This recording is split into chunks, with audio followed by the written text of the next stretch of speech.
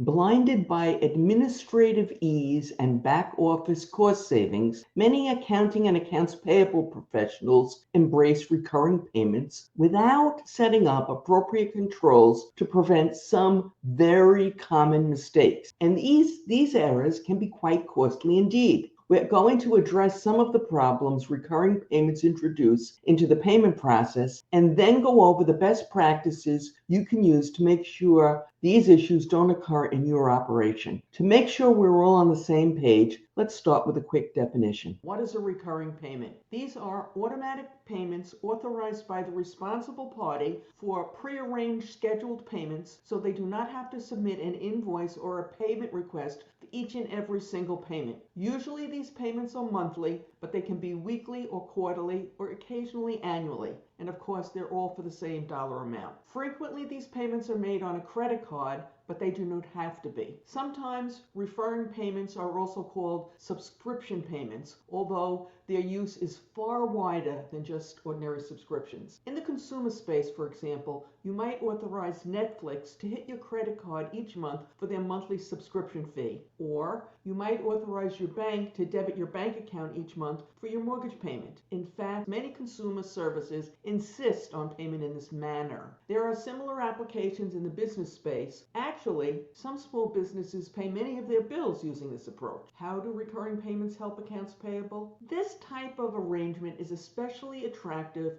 for low-dollar transactions, especially if you have a lot of them, and it is a way to streamline the accounts payable function. It can eliminate many small-dollar invoices from your process, freeing up your processes to spend more time on those larger, more complex invoices. Plus, if someone is unexpectedly out of the office for whatever reason, the payment still gets made without them initiating the necessary paperwork. This approach eliminates any worry about late fees, although I do realize that many mid-size and larger companies, as a matter of principle, do not pay late fees. So this may not be as big a deal, the late fee thing, for them. As you've probably guessed by now, it's not all roses and wine. Recurring payments come with their own unique set of headaches, just like everything else in accounts payable. What are the problems related to recurring payments? There are a few problems, including, in a case of loans, the loan may be refinanced and no one tells accounts payable, so the payment on the old loan continues. In the case of a loan, the payments could continue after the loan has been paid off, especially if there was an early payoff. And again, no one told accounts payable. In the case of leases, think like copying machines, for example, a newer fancy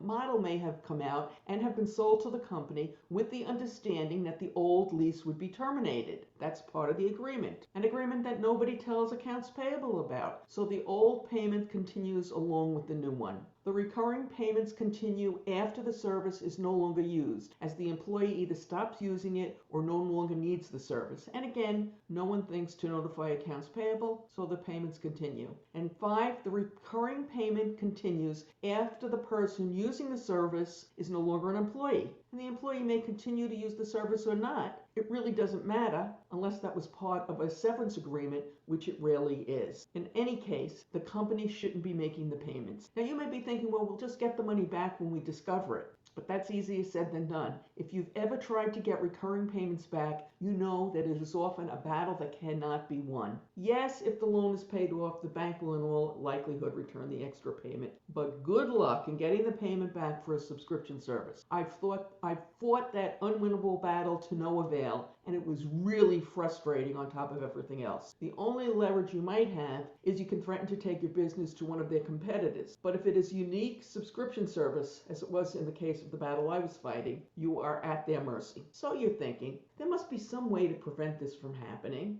As mentioned earlier, some organizations take the route of just not allowing recurring payments. This is unfortunate because, as we've discussed, this can be a real time saver for everyone involved, not just accounts payable. There has to be a better way. There have to be some safeguards that you can put in place, that you can build into the process to guard against the problems that we've been discussing. And there are. What are the best practices to prevent recurring payment headaches? Looking to level up your career? We make sense out of accounting and accounts payable issues. And yes, it's less taxing than you think. Sorry, I couldn't resist. From fraud prevention tips to interview strategies to best practices, we've got your back. Subscribe now and let's do this together. Here are a few. Best practice number 1. When setting up recurring payments in the beginning, an end date should always be included. This prevents payments from continuing after the obligation, say a loan, has been met, but it does not address the issue of what happens when a loan is renegotiated or a lease is terminated early. Best practice number 2. Someone should review recurring payments each month, especially if they're on a credit card. This can be part of the regular credit card statement review. Best practice number 3. At least annually, the responsible party for the transaction should confirm that the obligation is ongoing and that payment needs to continue. Some accounts payable departments send out a form, maybe in the form of an Excel spreadsheet, listing each responsible party's recurring payments, asking each responsible party to sign off, saying these recurring payments should continue. Now, before we get to the last few best practices, if you are getting value from this talk, I'd love it if you'd hit the like or the thumbs up button. It sends a message that you're getting value from this talk and I should make more like it. A personal thanks from me to everyone who liked this talk and has indicated so. Best practice number 4. Some companies employ a policy of setting an end date of no more than 12 months after the payment starts. This forces that annual review and prevents ongoing payments for obligations that are not really there. Best practice number 5. Make it part of the employee exit process that recurring subscriptions are checked for any recurring payments that may be being made for subscriptions for the employee who's leaving the organization. Sometimes the subscription will be changed to another employee, and other times sometimes it'll simply be terminated. While this is a recommended practice, in real life, for whatever reason, it's often difficult to get cooperation from HR. There is a related problem of canceling credit cards of employees who leave the organization. But if you can get the cooperation, it's certainly worth a shot at trying to get it. Recurring payments aren't the only time saver controllers embrace without fully implementing internal controls to protect the process. Blanket purchase orders fall under the same umbrella. Click on the link that has appeared on your YouTube screen and is in the description to ensure your organization doesn't make similar costly mistakes. Good luck.